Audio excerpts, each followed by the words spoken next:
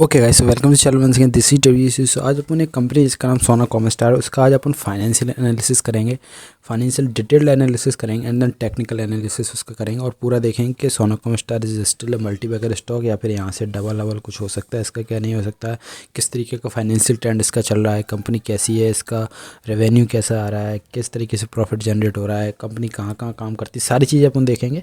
और first of all एक बात है कि ये वीडियो सिर्फ एजुकेशन पर्पज़ के लिए, ये कोई भी इन्वेस्टमेंट टिप्स या आइडिया नहीं है। ओके, अपना इन्वेस्टमेंट करने से पहले आप अपने फाइनेंशियल एडवाइजर से ज़रूर कंसल्ट करें। ओके, सो सोना कॉमस्टार क्या है? सोना कॉमस्टार एक इंडियन बेस्ड और इंडियन ओरिजिन कंपनी है जो कि ऑटोमेटिक सिस्टम कंपोनेंट्स मैन्युफैक्चरर बनाती है, जो कि गाड़ियों में पार्ट्स बनते हैं उनके उसके छोटे छोटे पार्ट्स बनाती है। ये सिर्फ ना कि इंडिया में काम ही नहीं करती, बल्कि और भी अदर कंट्रीज़ जैसे यूएसए, मेक्सिको, चाइना जैसी बड़े बड़े देशों में भी इनके प्लांट हैं। और एक लीडिंग कंपनी है ऑटोमेटिव टेक्नोलॉजी में, एक लीडिंग भारत की कंपनी है। और ये automotive system and components such as differential assemblies, gears बनाती हैं, कन्वेंशनल माइक्रो हाइब्रिड स्टार्टर बनाती हैं, मोटर बनाती हैं, starter motor, VSG system, EV transaction Motors, motor controllers बनाती हैं। और ये इलेक्ट्रिक कार्स में, कमर्शियल व्हीकल्स में और इन सारी कंपनियों में, पैसेंजर्स व्हीकल्स में भी इनकी चीज़ें यूज़ की जाती हैं। तो ये एक अच्छी कंपनी है, मतलब एक लीडिंग कंपनी है जो ये सारी चीज़ें इंडिया में बनाती है। ओके, सो अगर बात करें इसका ओवरव्यू की, तो ये कंपनी 1995 में स्टार्ट हुई थी, जहाँ पे इनकॉर्पोरेशन ऑफ द कंपनी है सोना, एक कंपनी थी सोना ओकीवा प्रिसीजन करके, उनके साथ मिलकर इन्होंने एक जॉइंट पार्टनरशिप करी थी, तब उनके पहली बार ये कंपनी नज़र में आई थी, जो कि 1995 होता है। 1998 मतलब 1998 में इस कंपनी ने पहला प्लांट लगाया है, जो कि गुरुग्राम हरियाणा में लगाया था। उसके बाद 1999 में मैन्युफैक्चरिंग प्लांट चेन्नई या तमिलनाडु में लॉन्च किया था। अगर बात करते हैं इसके शेयर मार्केट की जर्नी, तो इसकी शेयर मार्केट जर्नी 2021 में शुरू होती है, जहाँ पे इसने इंडियन स्टॉक एक्सचेंज में अपनी लिस्टिंग करवाई थी। ओके, अगर बात करें ये इंडिया से बाहर कहाँ कहाँ काम करती है, तो पहले अपन देखते हैं इंडिया में ये कहाँ कहाँ काम करती है। सो इंडिया में ये काम करती है, पहले गुरुग्राम में इसके 3 प्लांट है, मनेसर में 1 है, पुणे में 1 है, चेन्नई में 3 है। ओके, और वेयर हाउस इसके पास इंडिया में 3 है, एक हसर में, एक पुणे में, एक सनंद में।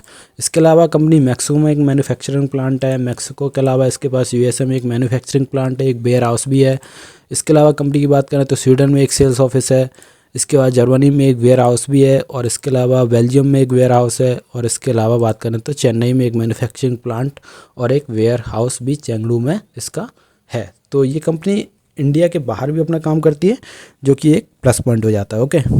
ओके, सो बात करें अगर फाइनेंशियल की, तो कंपनी का मार्केट कैप 26,434 करोड़ का है, तो ये एक मिड कैप कंपनी है। इसके बाद अगर बात करें रिटर्न ऑफ इक्विटी की, सो ये इस कंपनी का रिटर्न ऑन इक्विटी अपन को मिलता है 20 का, जो कि ठीक है। और इसके अलावा बात करें रिटर्न ऑफ कैपिटल एम्प्लॉयड की, सो रिटर्न ऑफ कैपिटल एम्प्लॉयड 21.5% का है, जो कि अच्छा माना जाता है।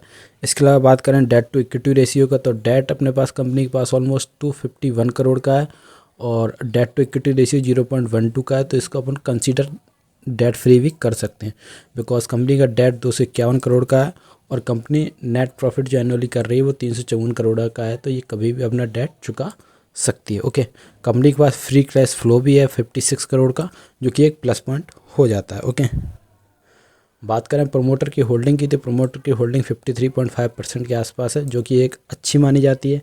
इसके अलावा बात करें अगर EPS की, तो कंपनी 6.31 की EPS पे काम करती हुई दिख रही है। ओके, अगर बात करें इस कंपनी के रेवेन्यू की, जो कि क्वार्टर ऑन क्वार्टर अगर बात करते हैं, तो इस कंपनी का रेवेन्यू अपन को क्वार्टर ऑन क्वार्टर बढ़ता हुआ दिख रहा है। पहले दिसंबर 2021 से दिसंबर 2022 का बात करें तो 494 करोड़ से 684 करोड़ तक पहुंच चुका है, जो कि एक पॉजिटिव है। और क्वार्टर ऑन क्वार्टर भी इसमें एक ठीक ठाक ग्रोथ अपन को दिख रही है, तो ये एक पॉजिटिव साइन हो जाता है।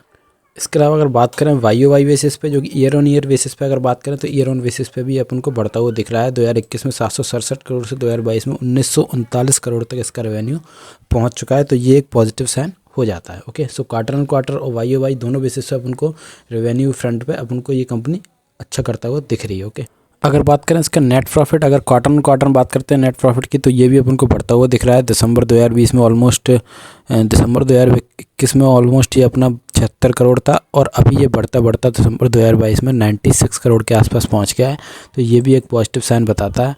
और इसके अलावा बात करें अगर क्वार्टर बेसिस पे तो भी अपन को 76 से 124 यहाँ पे अपन को डिप देखने को मिला था जून 2022 में। इसके बाद कंपनी ने अच्छी ग्रोथ फिर से रिकवर की एंड देन अभी ये 96 करोड़ के आसपास है। तो वाई बेसिस पे भी बढ़ता हुआ दिख रहा है और क्वार्टर बेसिस पे भी ये बढ़ता हुआ अपन को दिख रहा है।